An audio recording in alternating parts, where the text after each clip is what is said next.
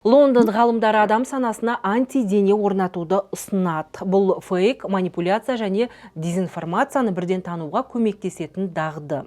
Ғалымдардың пікірінше, мұндай ақпараттық иммунитетті мектеп қабырғасынан бастап дамытқан дұрыс. Ал ойға антидене енгізу деген не?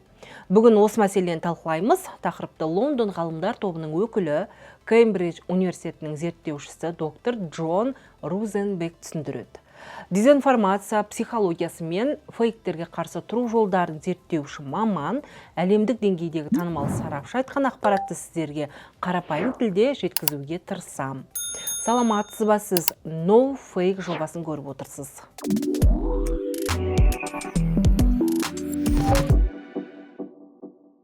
Медицинада вакцина салғанда ағзаға әлсіз вирустың кішкене бөлігін енгізеді. Сөйтіп, иммунитетте сол вирусқа қарсы антидене пайда болады.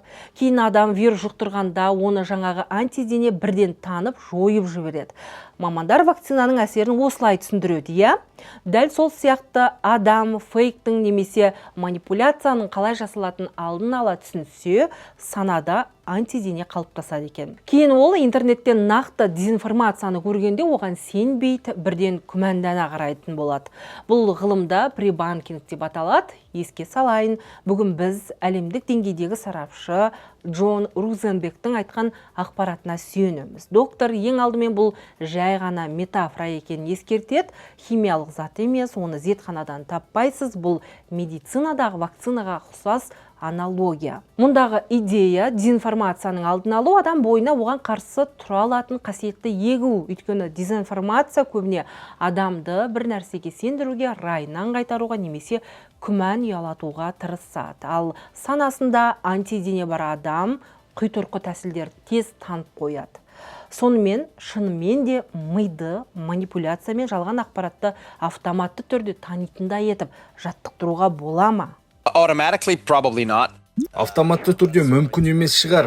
Бұл тым жоғары талап. Меніңше адамдарда жиі қайталанатын логикалық қателер мен риторикалық тәсілдерді тануға, белгілі бір фактілерді есте сақтауға үйретуге болады.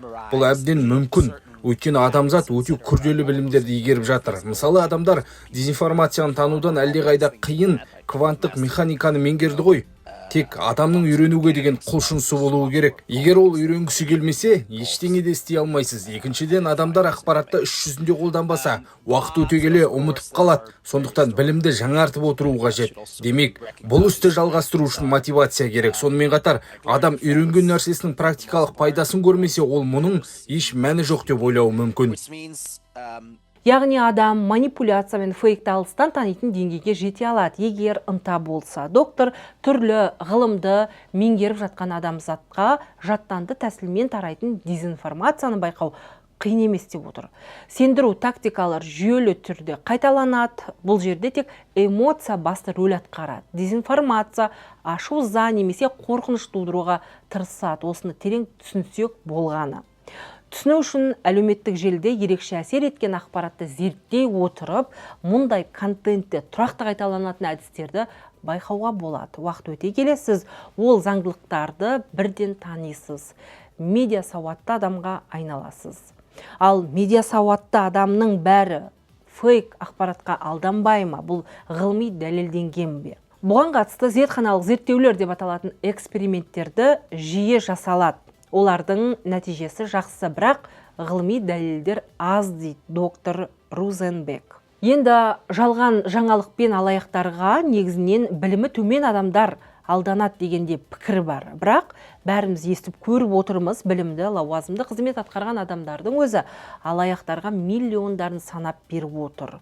Олар да фейкке сенеді. I agree with you that... Бұл жерде білім деңгейі шешуші рөл атқарады деп ойлаймын. Ең маңыздысы дезинформация адамның сенімімен сәйкес келсе, ол оңайырақ сенеді. Яғни адамның көзқарасы дезинформацияның әсерінен кенеттен өзгеріп кетпейді. Сол сияқты үкіметті қолдайтын адам фейк көргеннен кейін бірден оған қарсы шықпайды, оның ұстанымы нығая түседі, көзқарасы айқындала түседі. Осылайша дезинформация бұрыннан бар сенімдерді күшейтіп, оларды радикалдауы мүмкін. Салдарынан қоғамдағы әртүрлі топтар пропаганда мен дезинформацияның әсерінен бір-бірінен алшақтай береді. Ең бастысы, бұл механизм білім деңгейіне байланысты емес. Ол тек бастауыш білімі барларға ғана емес, жоғары білімді жандарға да дәл осылай әсер етеді. Білім фейктен қорғай алмайды. Мысалы, егер сіз қымбатшылық қысып барады, жақсы жұмысқа орналасу өте қиын деп ойлайтын болсаңыз, және соған сенсеңіз, осы тақырыпқа сай алдыңыздан шыққан кез келген фейкпен тіл табысуыңыз мүмкін. Оны қолдайсыз, таратасыз, яғни бұл жерде сенім, көзқарас маңызды. Жалған ақпаратқа қарсы күреске кіріспес бұрын адам өз көзқарасына мән берген дұрыс. Тағы бір мысал келтірейін. Байқасаңыз, алаяқтарға алданатындардың көбі зейнеткерлер, иә? Олар ұлттық қауіпсіздік комитеті қызметкері, полицей, прокурор аса қауіпті. Олар хабарласса, мен заң бұздым, қылмыс жасадым, құрыдым деп ойлайды. Осындай ойдың жетегінде жүрген жанды жалған қоңырау, жалған жаңалыққа сендіру, қорқыту оңай. Бағдарлама басында Лондон ғалымдарының ойлану антиденелерін балаға мектептен енгізу қажет деген пікірі туралы айттық. Мұндай дағдыны мектеп бағдарламасына енгізу қажет пе? Оны бала түсіне ме өзі? Меніңше бәрі жас ерекшелігіне байланысты. Мысалы, 16-18 жастағы жасөспірімге бәрін түсіндіруге болады. Ал 10 жастағы балаға тәсіл мүлден басқа болуы керек. 10 жастағы балаға тілдің қалай жұмыс істейтінін түсіндіруден бастау қажет. Мысалы, бейтарап сөйлем бар. Үкімет салық туралы жаңа заң қабылдады, бірақ оны басқаша айтуға болады. Үкімет тамаша заң қабылдады, немесе оңбаған үкімет нашар заң қабылдады. Бұл бір ақпараттың үш түрлі берілуі және олардың адамға әсері әртүрлі. Бұл эмоция мен тілдің фактілерді қалай өзгертіп жіберетін көрсететін қарапайым мысал.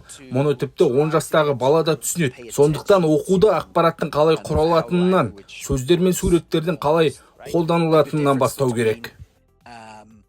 Осының бәрін түсінген бала ғана емес, ересек адам да дезинформацияның мақсатын білет және фейкке қарсы тұра алады. Екіншіден, эмоциясын бақылайды. Егер жаңалық қатты ашу немесе үрей тудырса, бұл манипуляцияның белгісі екенін ажыратады.